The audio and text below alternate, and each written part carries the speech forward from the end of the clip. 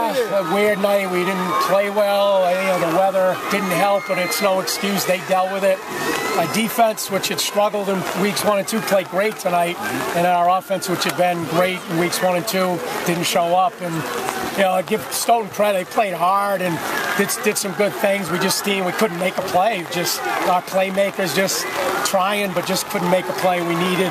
We just couldn't keep drives going, and we lost opportunities early, and then they took advantage, got some momentum, and I'm not a big fan of the split in the league, but I guess tonight it helps us. We can rally back, and we got four games in the big division, and maybe try to put this behind us, and maybe this is a turning point, and we use it to wake up and get a little dose of humility. But Greg's a great coach. We've won some games, and they showed up, played a great game tonight. They've always played you kind of tough. They always have. Yeah. And, it seems like when you had some signs of positive movement, there would be a penalty, or there would be something. I think the penalties were 8-0.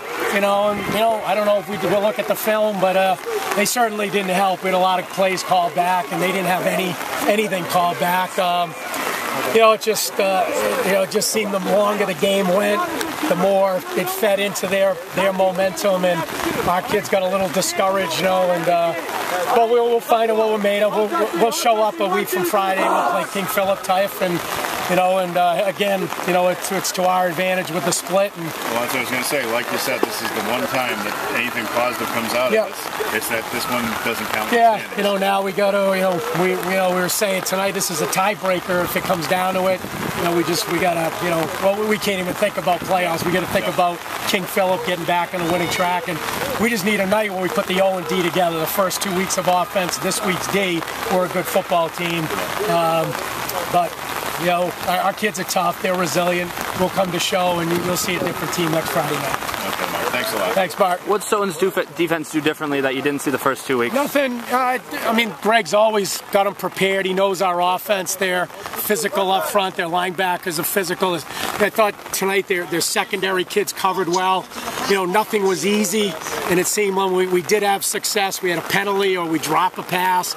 It just really didn't seem like it was our night. Part of it was us not executing, but a lot of it was Stoughton just playing a great football game. Yeah. You've had chances to come back the first 2 games. What was? I think the kids all along, as long as it stayed at 3, at 5, was like just get us the ball one time and we can finish it. But the game gets wetter and wetter. The balls get wetter.